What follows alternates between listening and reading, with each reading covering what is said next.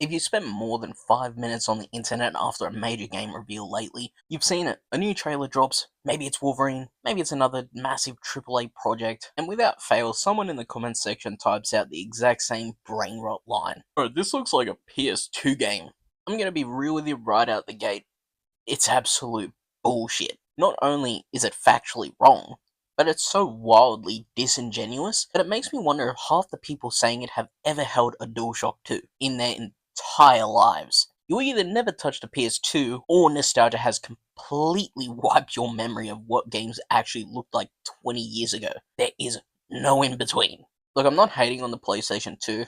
I played PlayStation 2 games constantly. I grew up on them. I love them. And I know them like the back of my hand. But let's do a quick visual sanity check. PS2 games ran at 480i or 480p resolution. Character hands were frequently painted on blocks with barely moving fingers. Textures were low-res bitmaps stretched across low polygon models, and shadow rendering was often literally just a dark fuzzy circle attached to a character's feet. Even the literal masterpieces of technical wizardry on that hardware, games like God of War 2, Metal Gear Solid 3 or Final Fantasy X, looked incredible for their time, but they're light years away from a modern engine. When you look at modern games like Wolverine, you're looking at millions of polygons, dynamic strand-based hair physics, real-time lighting, complex particle effects, and high-resolution subsurface scattering on the skin. Saying those two things look identical isn't a hot take, it's just lying. Now let me be clear about one thing. Before people jump in the comments, if you want to argue that PS2 games were better games than a lot of what we get today, I'll sit right next to you and agree. In the PS2 era, games were complete on day one. No 50GB day one patches required. Developers took massive creative risks.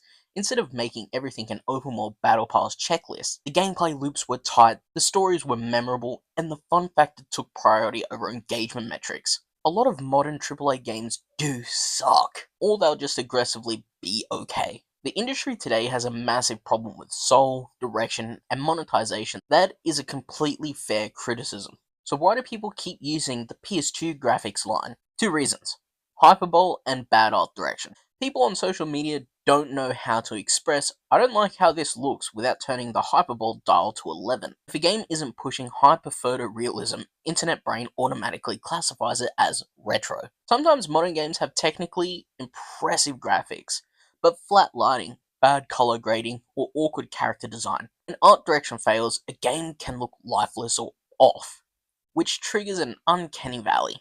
But confusing bad lighting or art style with 2002 hardware graphics just completely destroys any valid point you were trying to make.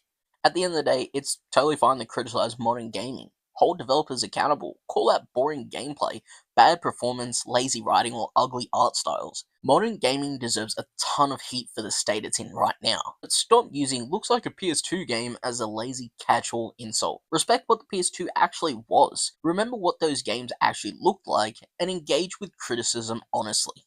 Because if you genuinely think modern games look like PS2 titles, turn off your console. Fire up the original PS2 on a modern TV without an upscaler and get ready at a very real wake-up call. Anyway guys, that's the video for today.